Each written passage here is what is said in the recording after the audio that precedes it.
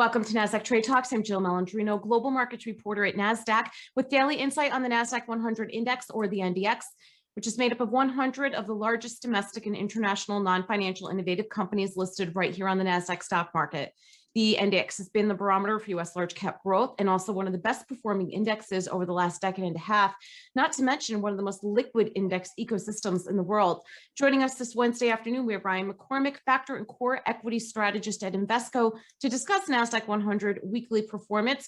Ryan, it's great to see you as always. Welcome back to Trade Talks. And it seems as if we're working through a lot of data this week.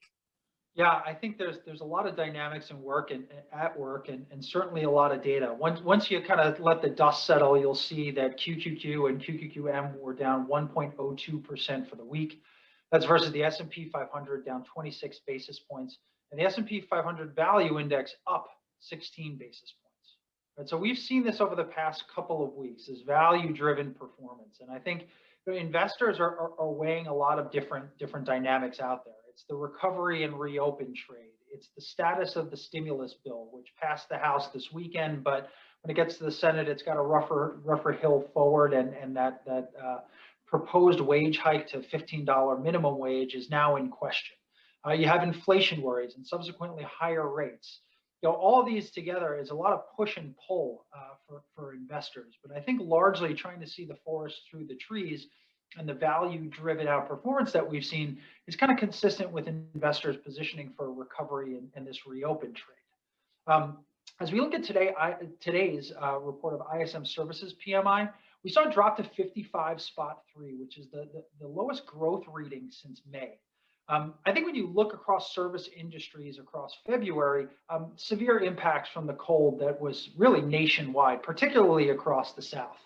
But as you start to dig into some of the ISM industry comments, it's interesting that it talks about a lot of cost inflation of materials due to COVID manufacturing closures over the past number of months, right? And many areas are pointing to transport delays and more specifically, production capacity components that have driven a lot of these prices higher.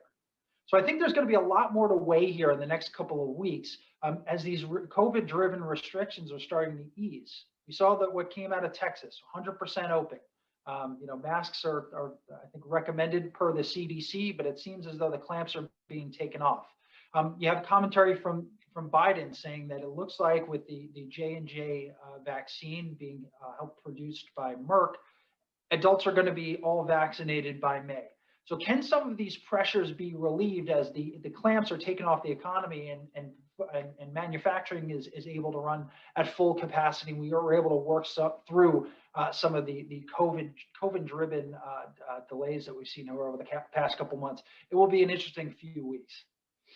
And Ryan, to wrap up here, your last chart, we're taking a look at the sectors within the Nasdaq-100 that have shown performance. Yeah, and you can see very clearly there are 4 positive sectors in the S&P 500, all of them kind of value leaning.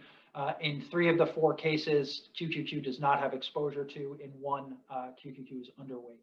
But you have materials up 35 basis points. You have energy up 1.21%. You have financials up nearly 1%, of which QQQ has no exposure to those 3. Industrials up 1.24%, where QQQ is underweight. Financials obviously aided by the climb that we've seen in the 10-year. Energy certainly aided by the continued climb of crude oil prices, particularly as you look at some of the data that shows the largest supply drop in some time after the deep freeze across the South closed a number of refineries. So, another week of value-driven outperformance will be interesting to see as some of the restrictions are lifted from the economy. If we start to see some of these supply delays and some of the materials inflation that we've seen coming across start to ease. All right, Ryan, appreciate the insight as always. Thanks for joining us on Trade Talks, and thanks for joining me. I'm Jill Malandrino, global markets reporter at Nasdaq.